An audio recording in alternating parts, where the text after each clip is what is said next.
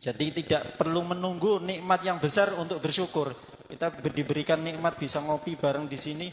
Kalau bisa bersyukur, insya Allah hidup kita bisa bahagia. Insya Allah hidup kita bisa berkah. Amin Allahumma amin.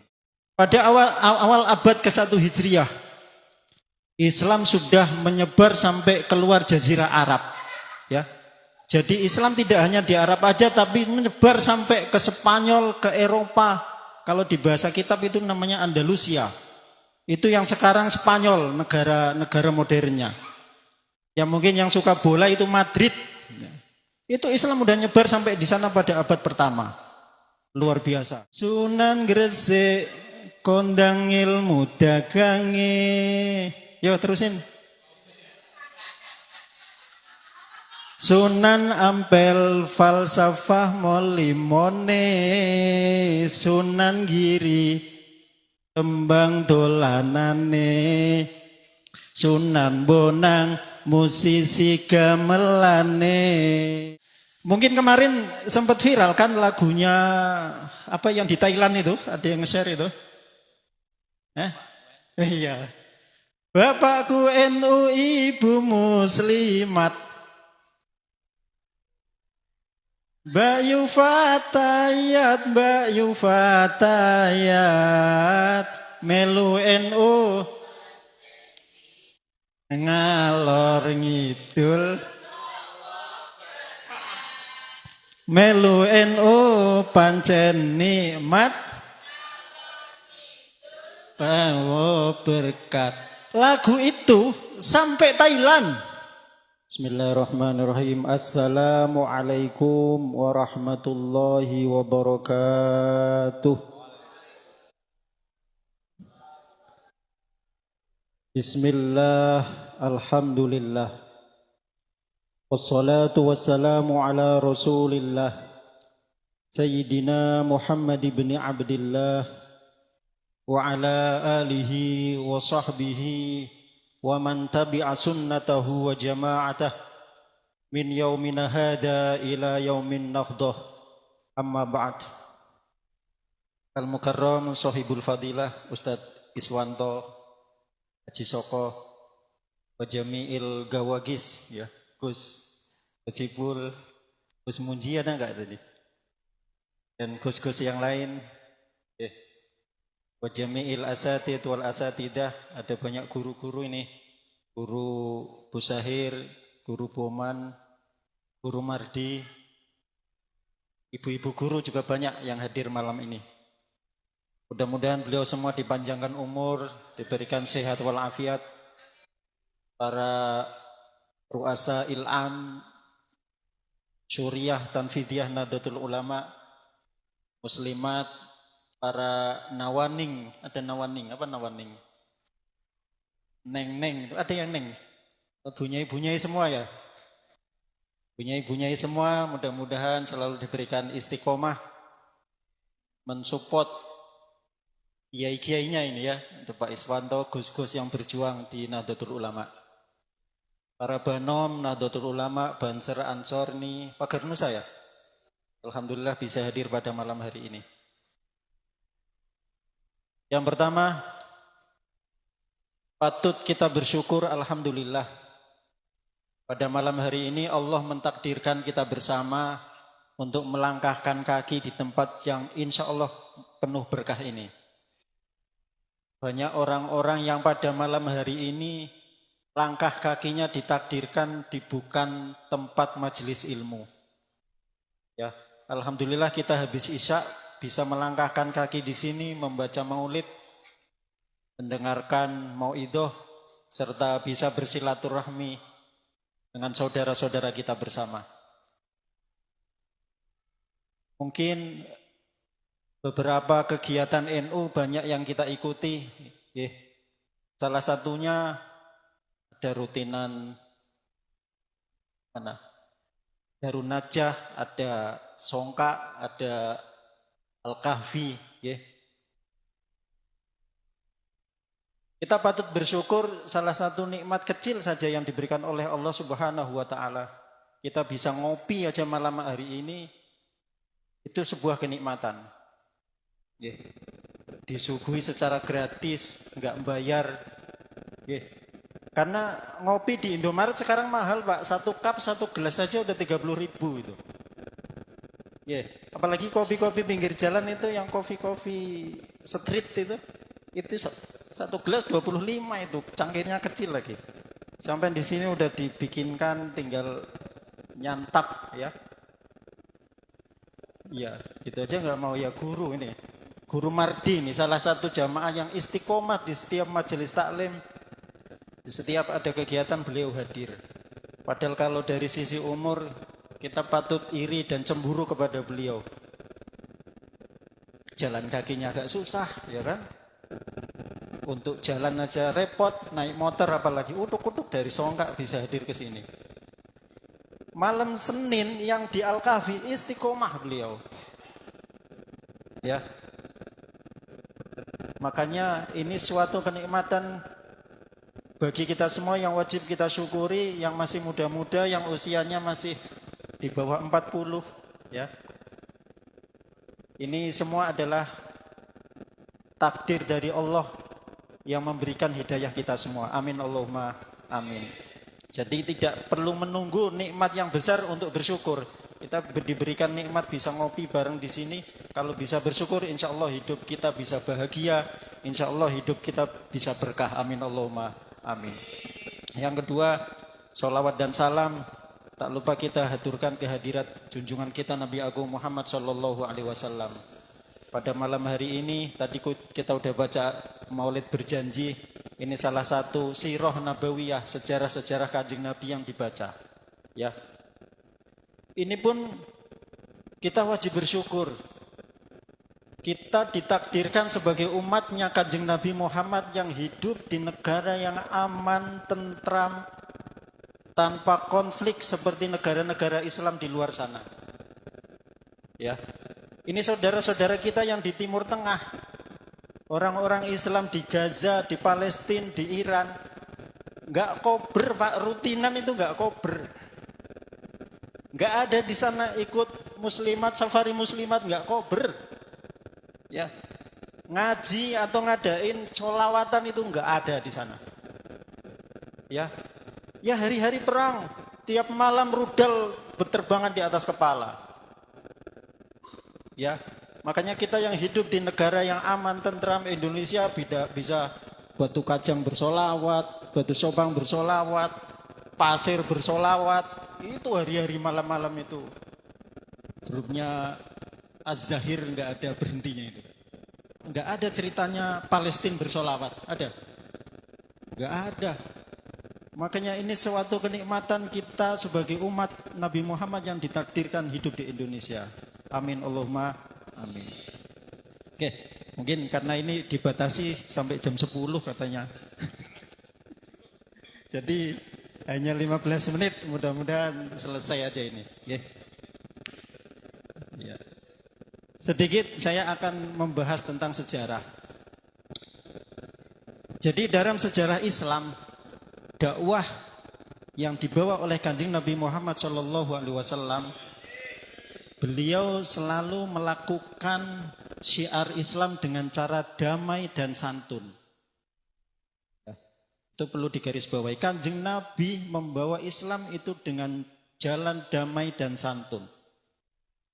Mungkin secara statistik Kanjeng Nabi pada zaman beliau itu melakukan perang selama hidup beliau itu 67 kali perang.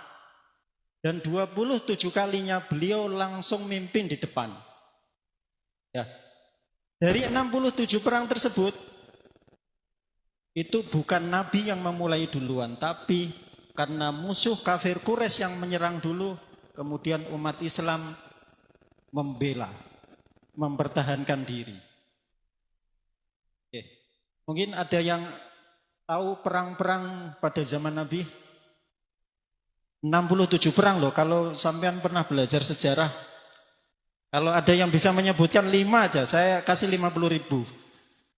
Kalau bisa menyebutkan lebih, saya kasih 100. Ya 10 perang pada zaman Nabi. 5 aja lah itu, saya ambilkan uangnya Bu Tuti itu 50.000 itu.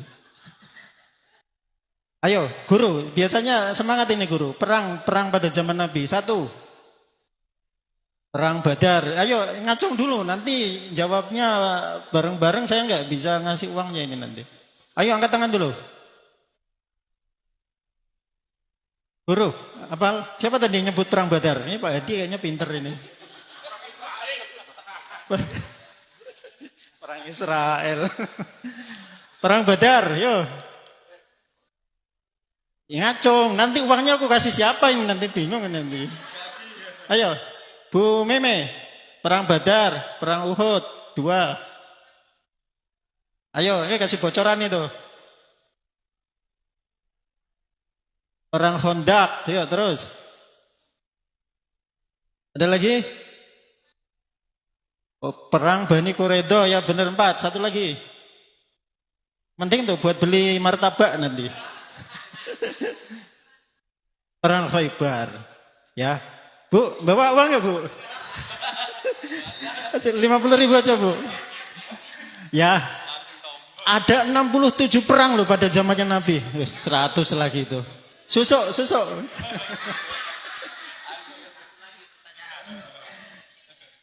Ya, ada 67 perang pada zaman Nabi dan 27-nya beliau mimpin di depan secara langsung.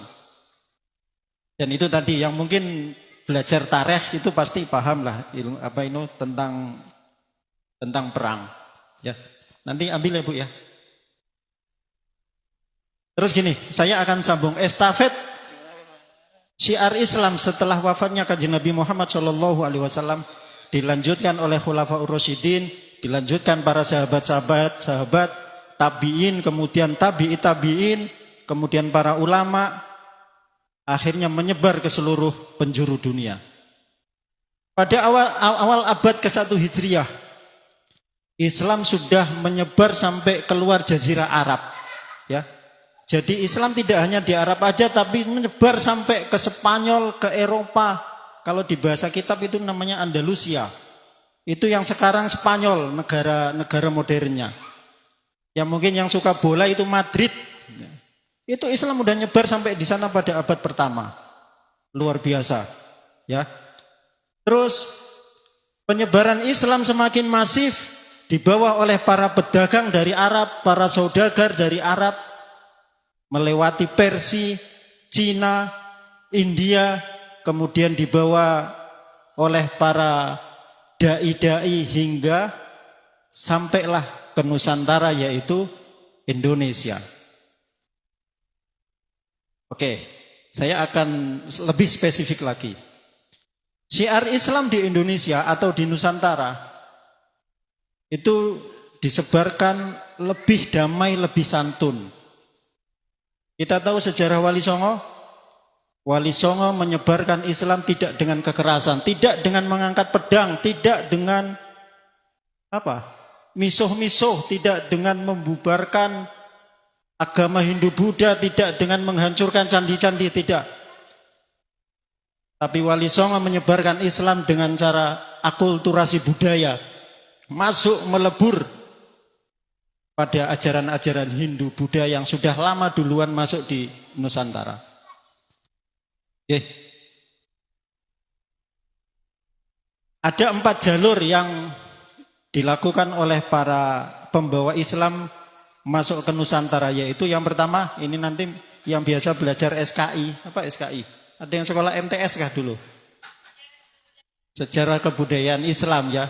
Itu jalur penyebaran Islam melalui 4. Yang pertama perdagangan, yang kedua pernikahan, yang ketiga pendidikan, dan yang keempat akulturasi budaya atau peleburan budaya. Ya. Perdagangan tadi sudah saya sebutkan bahwa pedagang-pedagang Arab yang masuk ke Nusantara, mereka tidak hanya dagang, tapi mereka mengajarkan, mengenalkan Allah, mengenalkan Rasulullah kepada para orang yang beli-beli sambil berdakwah. Akhirnya mereka syahadat. Ya. Orang Arab datang ke Indonesia dagang dulunya. Yang kedua pernikahan. Mereka menikahi wanita-wanita pribumi.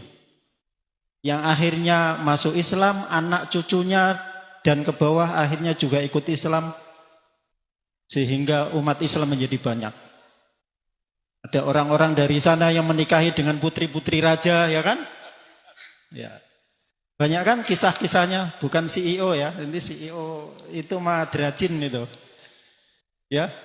Banyak kisah-kisah ulama-ulama yang menikahi putri-putri raja, masuk di kerajaan, akhirnya memeluk Islam. Dan yang ketiga, pendidikan. Para dai-dai dulu membuka pesantren, mengajarkan Islam kepada anak-anak sehingga Islam menyebar secara masif.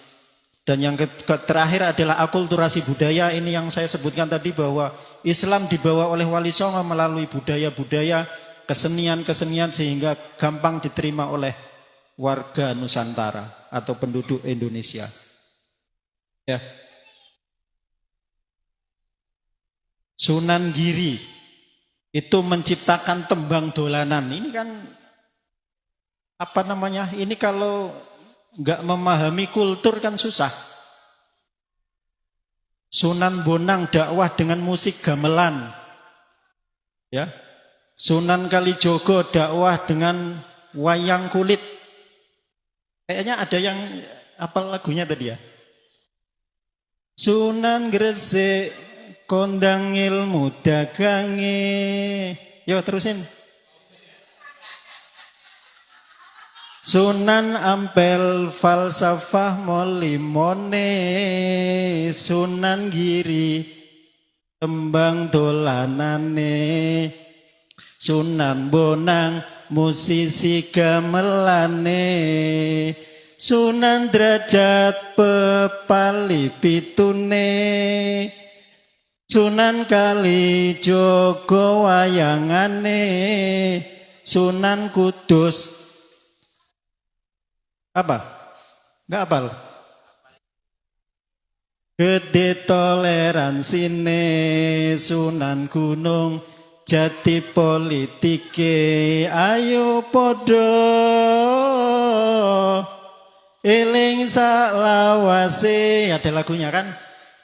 Nah itulah cara dakwah yang santun, cara dakwah yang damai tanpa konflik, yang akhirnya menumpahkan darah antar sesama.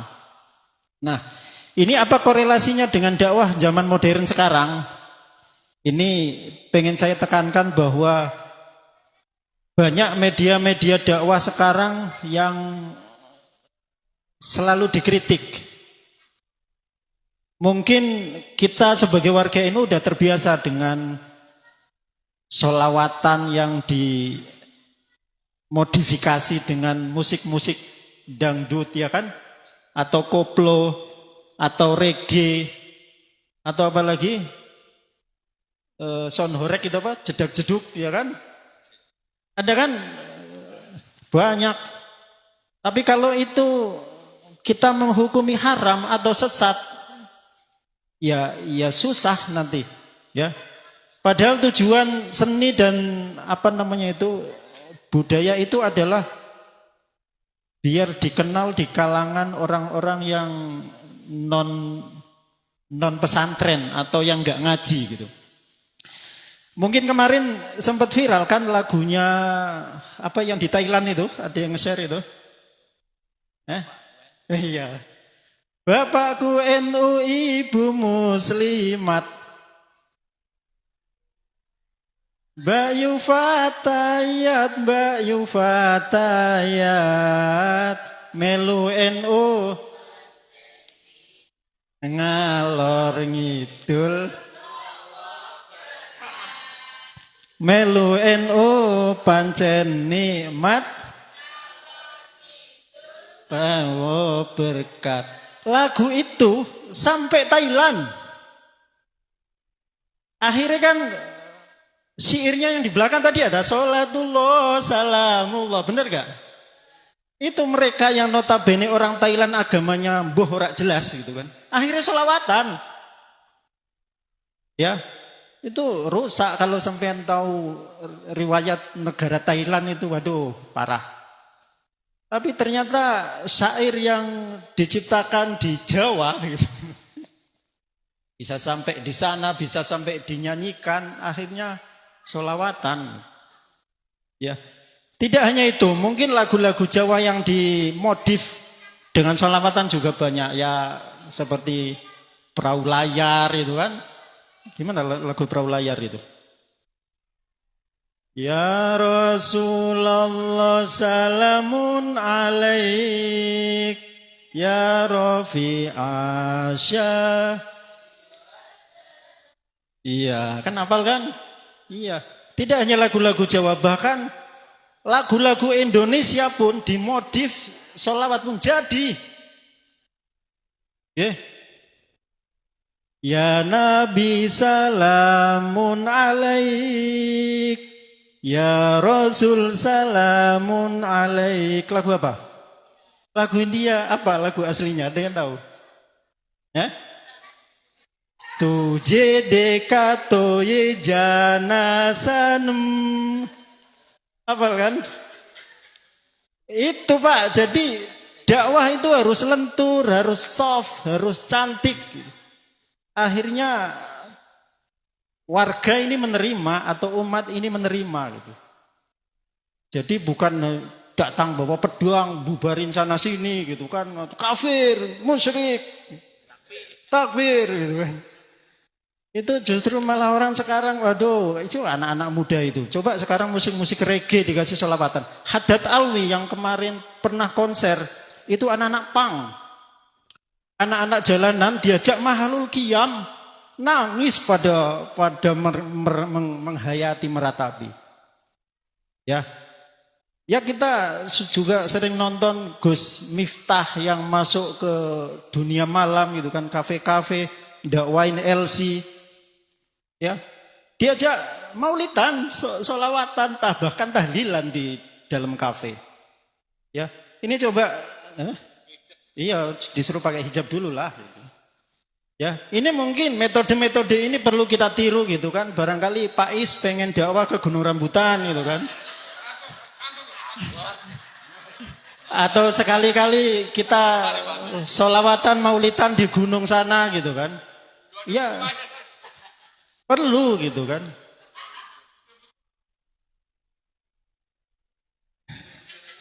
Ya, ustadz-ustadz yang kuat imannya aja lah ya.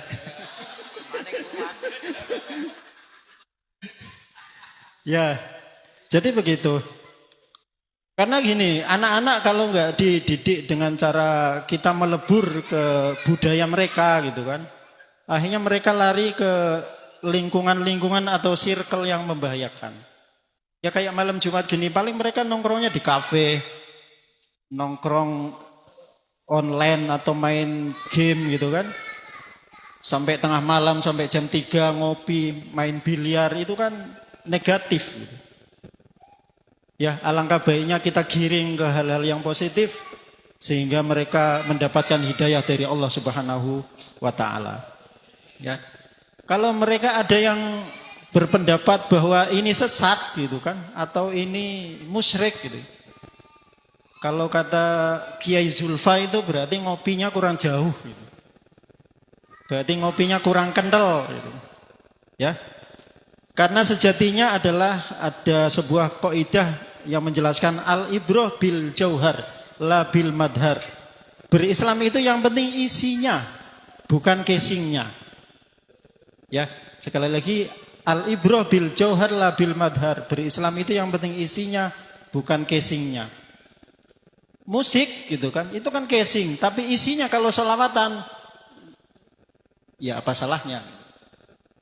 Ya, begitu juga dakwah di dunia atau klub-klub malam gitu. Kalau mungkin kita berpendapat bahwa wah kita nggak boleh mendekati ke tempat-tempat maksiat itu. Oke, mendekati nggak boleh, tapi kalau kita mendatangi untuk mengajak dan memberikan petunjuk, masa nggak boleh? Ya. Jadi pola pikirnya begitu. Kita mendekati ke tempat maksiat itu dilarang, haram gitu kan. Ya terus lalu kapan kita berdakwah kepada mereka untuk mengajak ke jalan yang lurus? Ya. Itu aja, kurang lebihnya mohon maaf, sudah jam 22:02, kita akan sambung lagi ya. Mudah-mudahan tetap istiqomah walaupun 1 bulan sekali kita hidupkan musola NU ini. Kita uri-uri, kita isi kegiatan dengan nilai-nilai yang positif. Wallahul muwaffiq lakum bithoriq. Assalamualaikum warahmatullahi wabarakatuh.